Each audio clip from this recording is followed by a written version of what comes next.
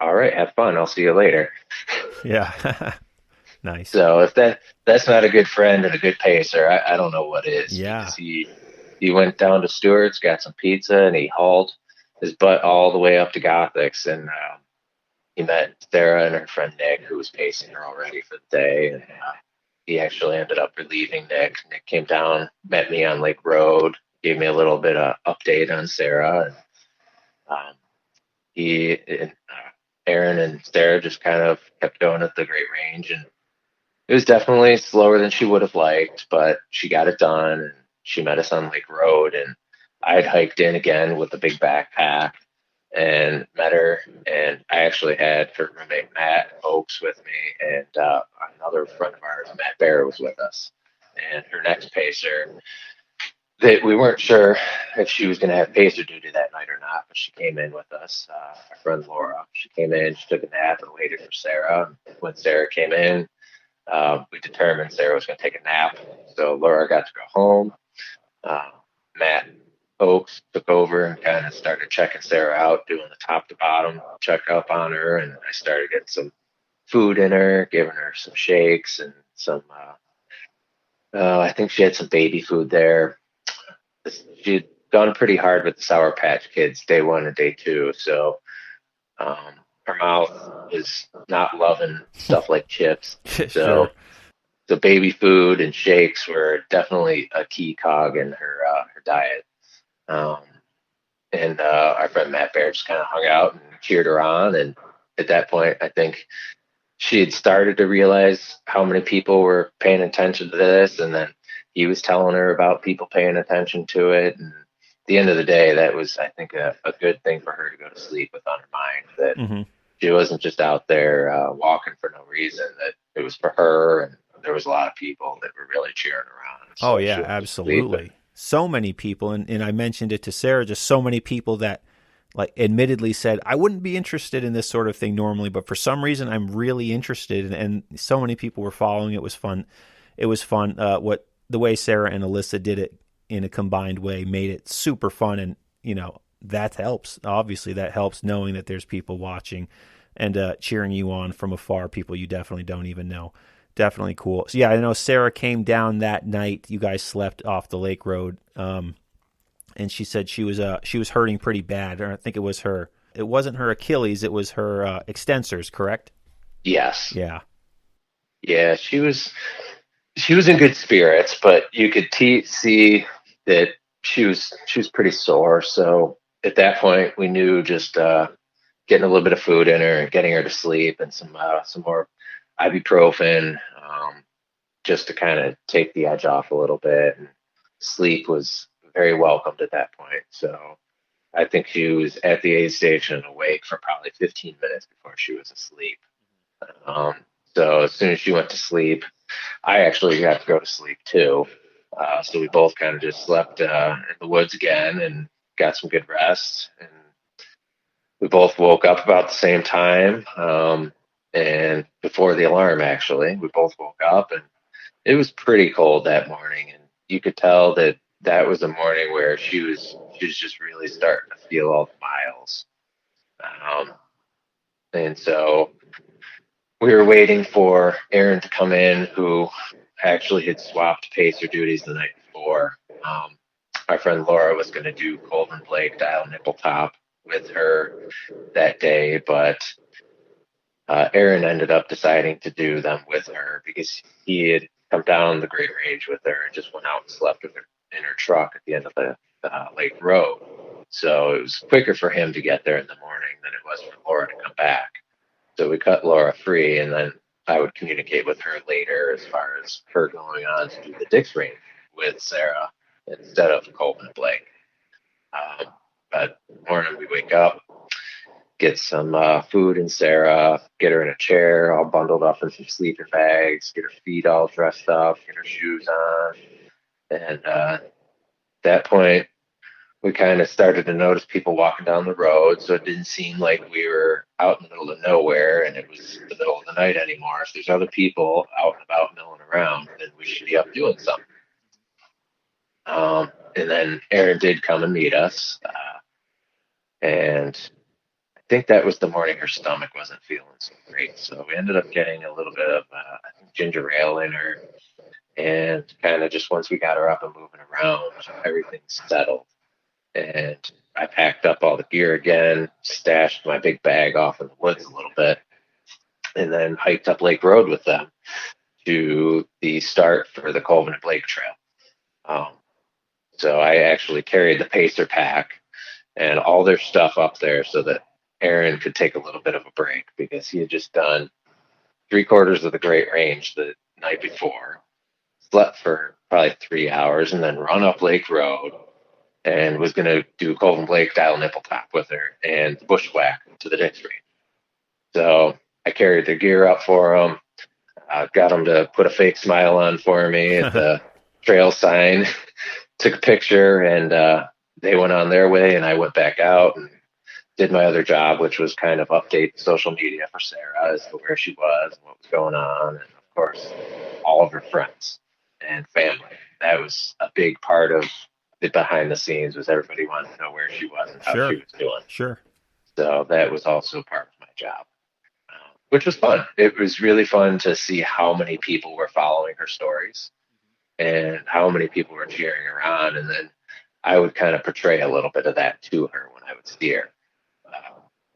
It was good for her. I don't think she realized that stuff as much as all the people I was telling when I would hike in or out that they were going to see Sarah and to cheer her on.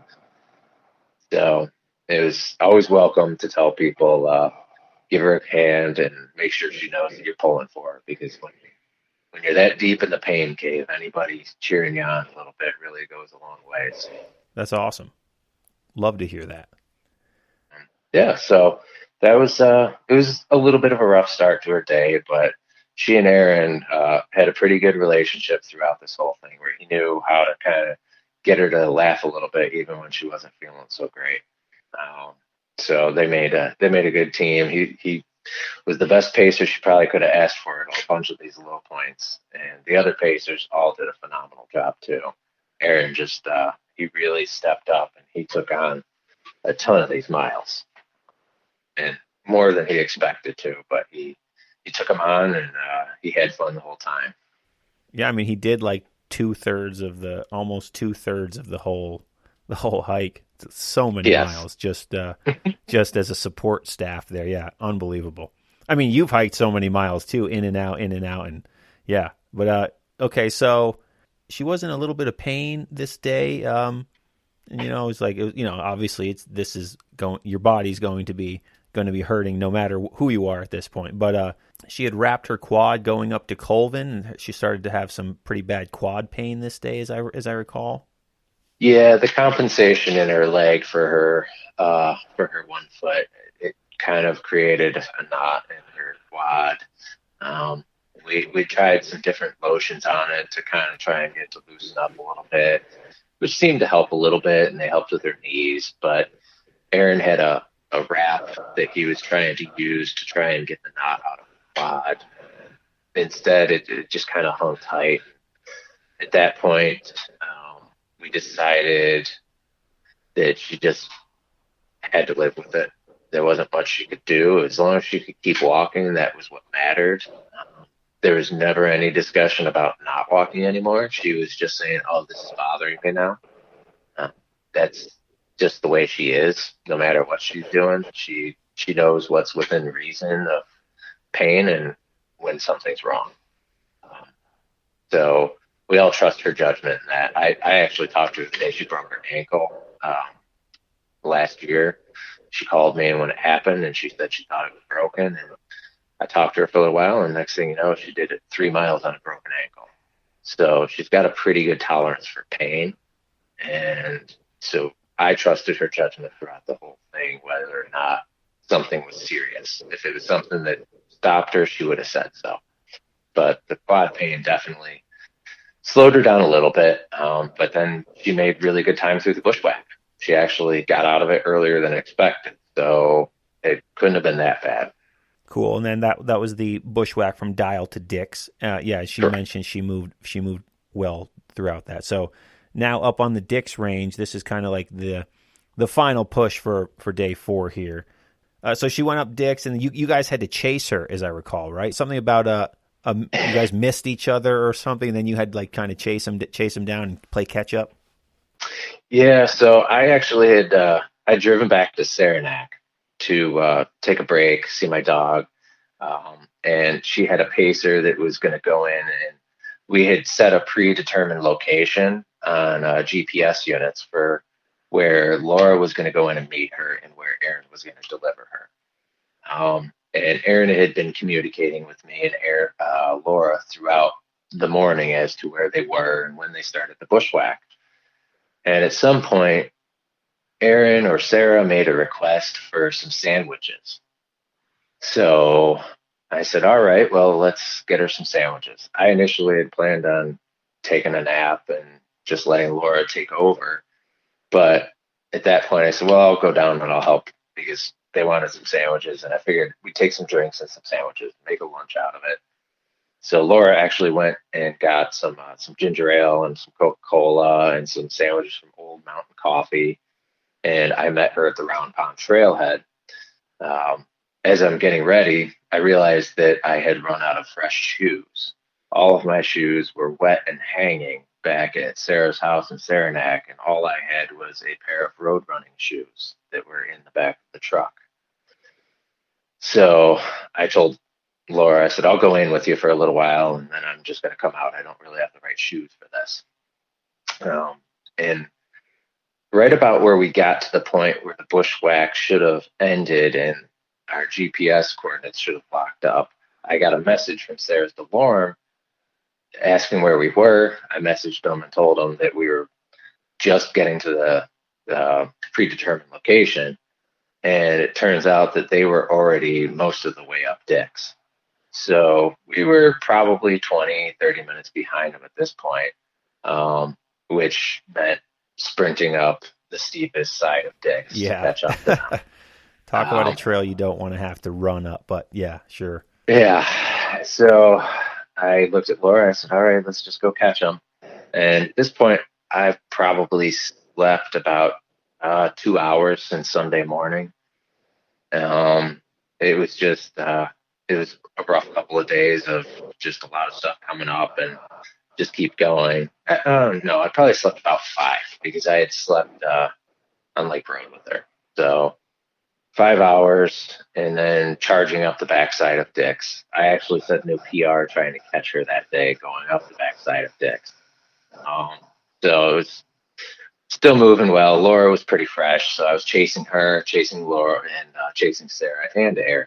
And I was trying to get to Aaron to relieve him and take him back out, but by the time we caught up, they were almost a Hugh.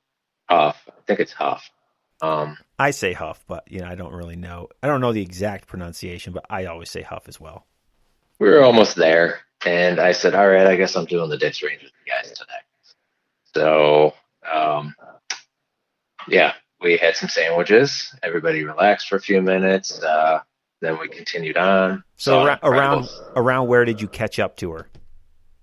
So she was already descending off of Dick's when I caught up to her. Okay, so not that bad then. No, she was ahead of us, but she'd already done the steep climb, so we had to do the steep climb to catch up to her.